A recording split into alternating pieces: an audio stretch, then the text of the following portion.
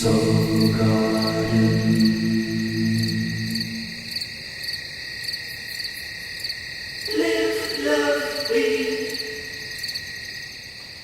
my smartphone to yours, I'm Lovecasting live from the Serious Joy Garden Studios in Costa Mesa, California. And it's Friday. Thank goddess it's Friday.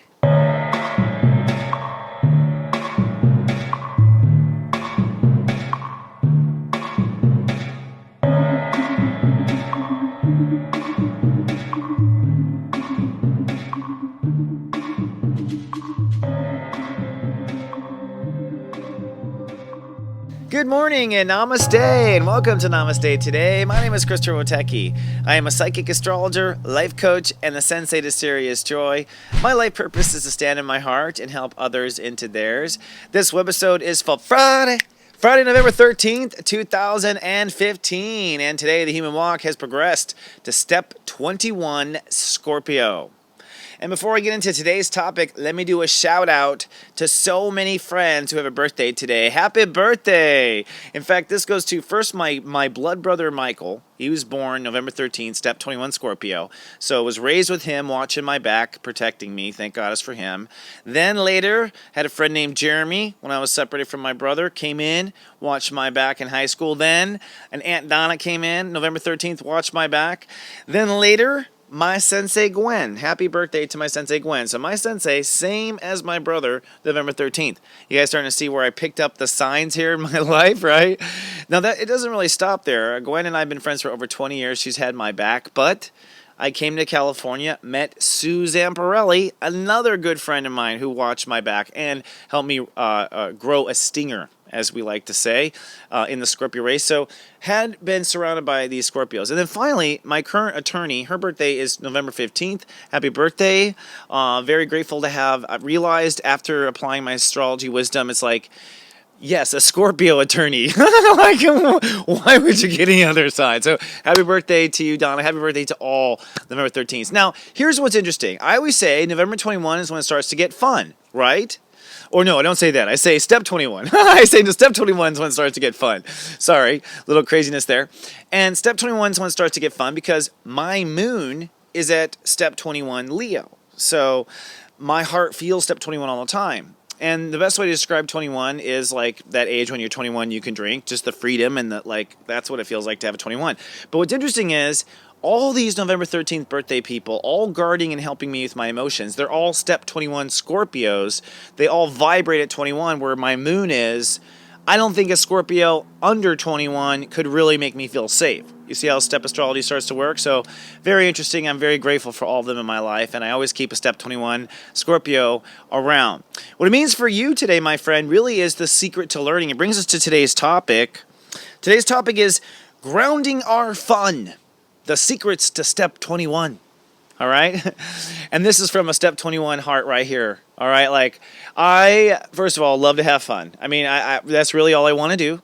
You should know that step 2 plus 1 adds to 3, which is Sagittarius or belief. So 21 is a high Sagittarius. It's a high Peter Pan kind of energy because it goes with the highest of what we believe. And that's part of the step 21 fun. But first I want to talk about grounding the step 21 fun. I love to run, and believe. And I went into film school, and I'm very creative and love to be creative. And that's really the only thing I love to do. It started with Legos as a kid, and it's just evolved into what I can do now, whatever I can be creative at.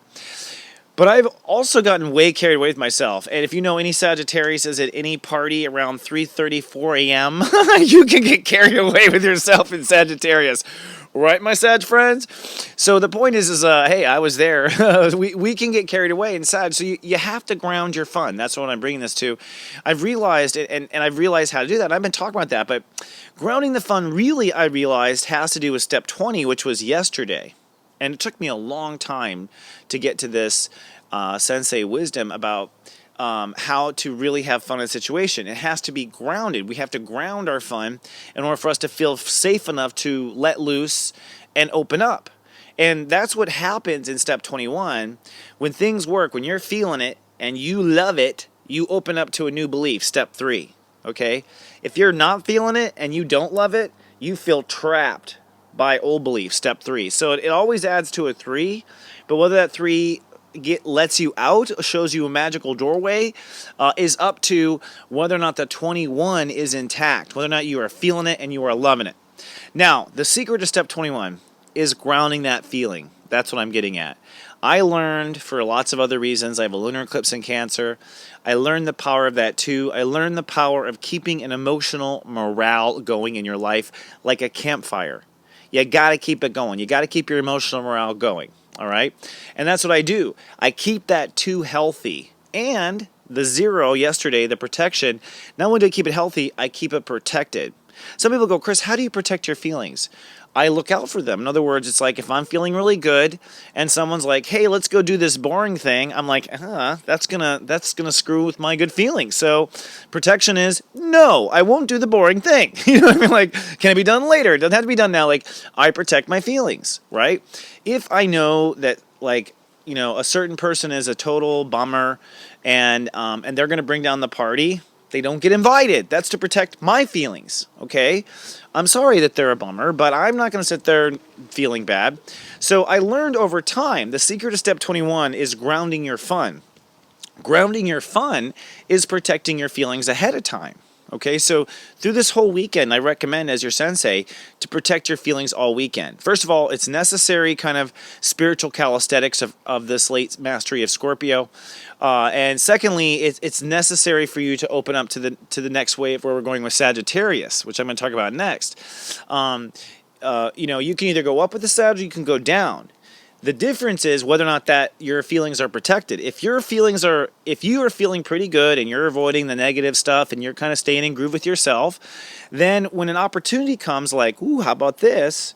And you open up to the opportunity and it feels right, you can truly open up to it because you're not doubting from a diseased 20, a diseased emotional foundation. All right?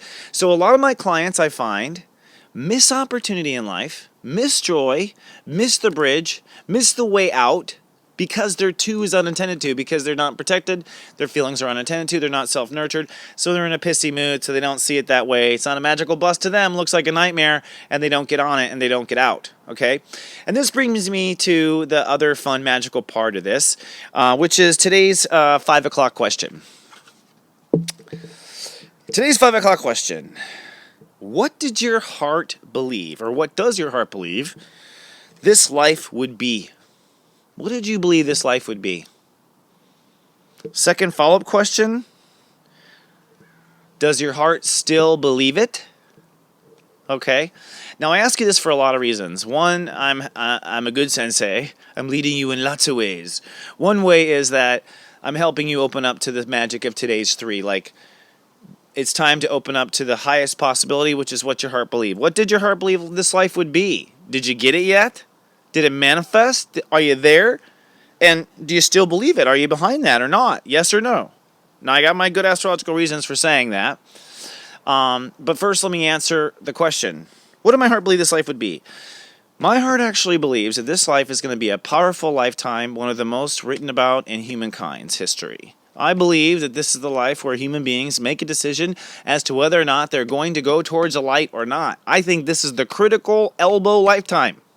And although we may not see the actual outcome of turning the wheel, I believe with climate change, you name it across the board, if we don't turn the wheel now, human beings will be in the shifter. Okay? And if you go, oh, that will never happen. Hello, Atlantis. I don't want to get to it right now, but one of the psychic secrets is we've been on this planet before, in my opinion, and we did blow ourselves up. We did fail. We did drop the ball. So don't think for a second we won't do it again.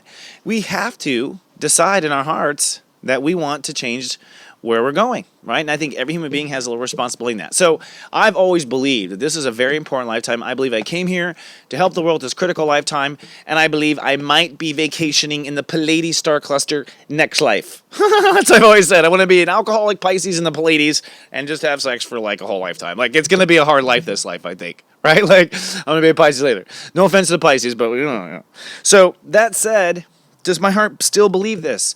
Yes, I do still believe it. And what's interesting about this and why I bring it up now for this weekend for you to contemplate is with Saturn and Sagittarius, whatever our life is about, you know, it's like there's the World War II generation, right? And they fought World War II. And there's the baby boom, whose life isn't done yet. That's Hillary Clinton, baby boomer. So they're not done, right? So there was the World War II, and there was the Depression, and there was the Gold Rush, and there was the and there was the Civil War, right? And so each generation has a heavy hit. Where's ours? In my opinion, it's coming in Saturn when Saturn hits Capricorn. In my opinion, with Saturn and Sagittarius, people are lining up for whatever role they will be in this big climatic, whatever it is.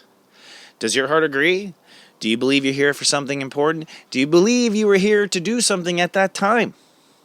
I think over the weekend it's time to meditate on whether or not you are emotionally prepared for that truth or not. And are you going to participate or are you going to watch? Now, really, we'll talk about it later, but I think those are what people want to think about and process. And I think you want to ask yourself, is this really real? I've said it before and I'll say it again. I don't care what your politics are, and I honestly don't care. I really only care that if you watch this show, that you encourage people to go vote, particularly young people, and to get involved, because I think we're making a very critical choice with these elections and politics this election. And it doesn't matter, just that you're involved and your magic is involved, okay? So it's important times. That said, let's log into the weekend and what my guides have to say about the planets and see if I can add anything to that magical wisdom and your questioning of yourself this weekend on what is your purpose, what are you going to realize with Saturn in Sagittarius. Here, crows. You guys hear the crow?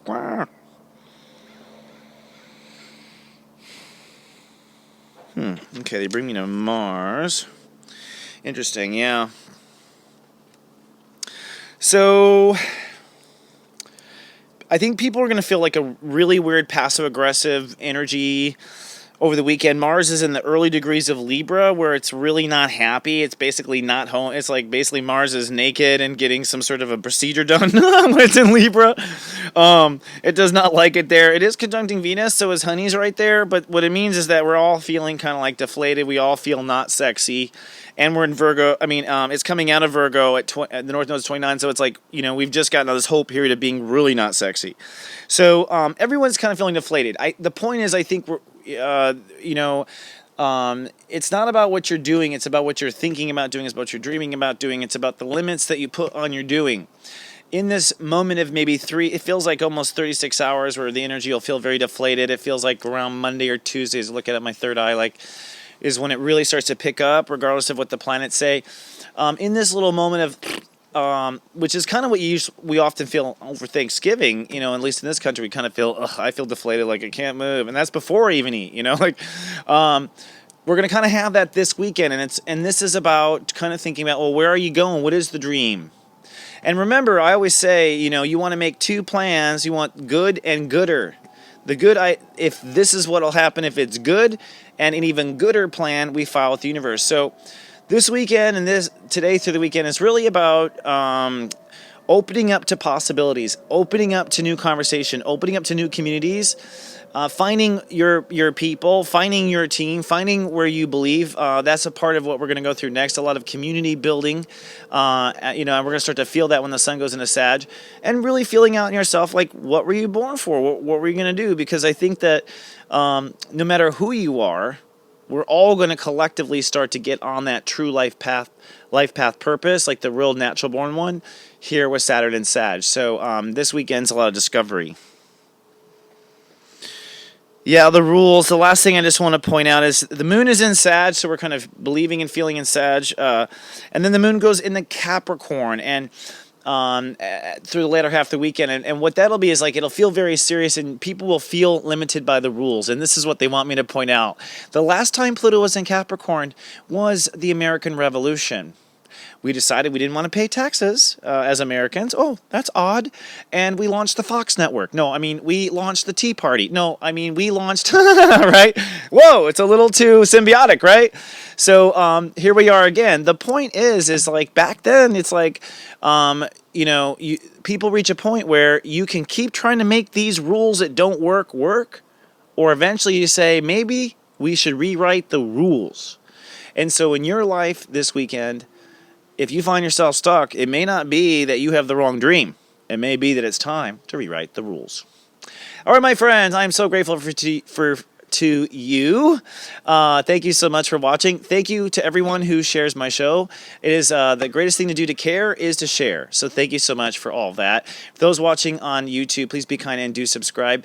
On Facebook, you can follow me at soulgarden.me, and you can comment and join our community at soulgarden.tv. I'll see you folks on Monday with more. Do remember that I love you. Go dream, dream, dream, my friends. Until then, live, love, be. Soul God.